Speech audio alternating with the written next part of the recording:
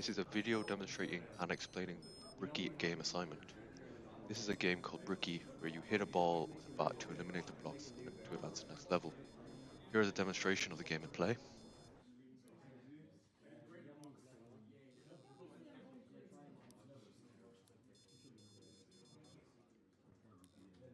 So I made six variables, right?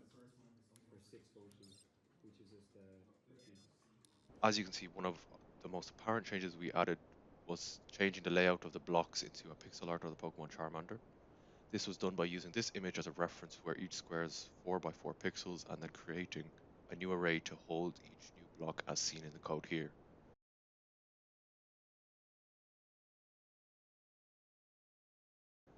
We used symbolic names to add new colors to the blocks.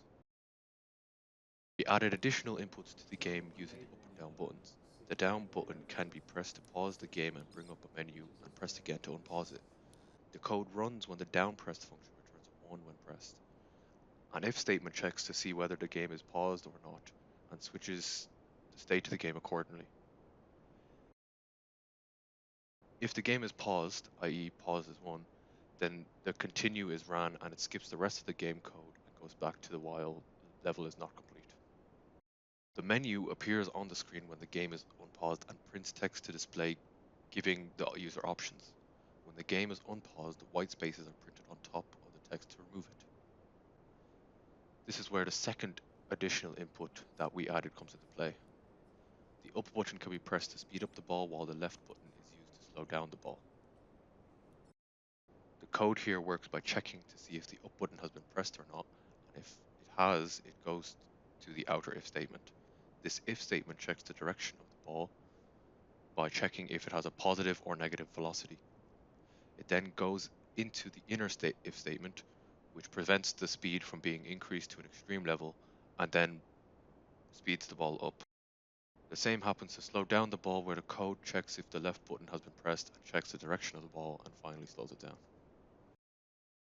As for the sound in the game, we added various special effect sounds, such as when the ball hits a block, I'd make a new one. when the ball hits the bat, when the game is paused, and an explosion sound when the bat misses a ball. For six functions, which is This was all done using the play note function. The play note function worked by passing a frequency and a duration into the function.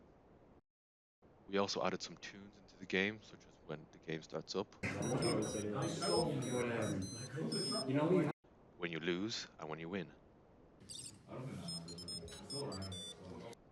We created a play tune function which took in an array of frequencies, an array of durations for the frequencies, and the count of the frequencies to be played.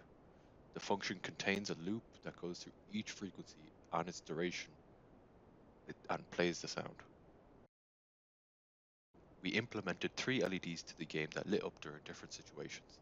The blue LED lights up every time the ball hits a block, and the yellow LED lights up each time the ball hits the bat. There's also a pattern that lights up for when you win or lose the game.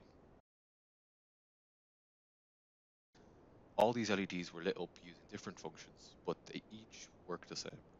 They worked by sending a bit into the output data register to either turn that specific LED on or off. For the serial communication side of things, we started off by sending simple messages to the terminal.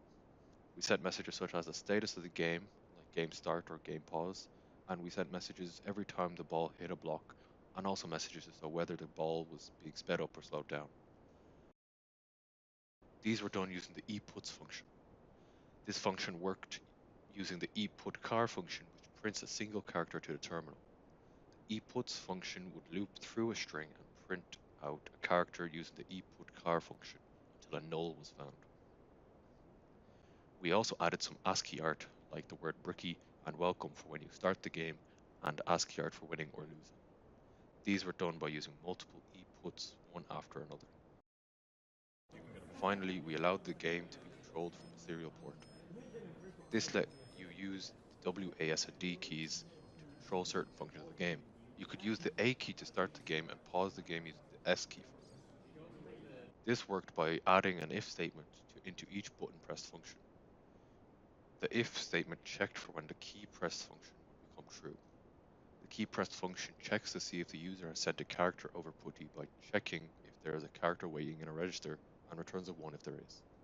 A second if statement then checks which character has been pressed by matching the ASCII values to the corresponding letter. The last thing we added to the game was an additional ball. This was done by duplicating the code for the original ball, such as creating variables for the second ball and functions for the ball. The second ball appears in the game when you complete the first level. Most of the code related to the second ball is locked behind an if statement.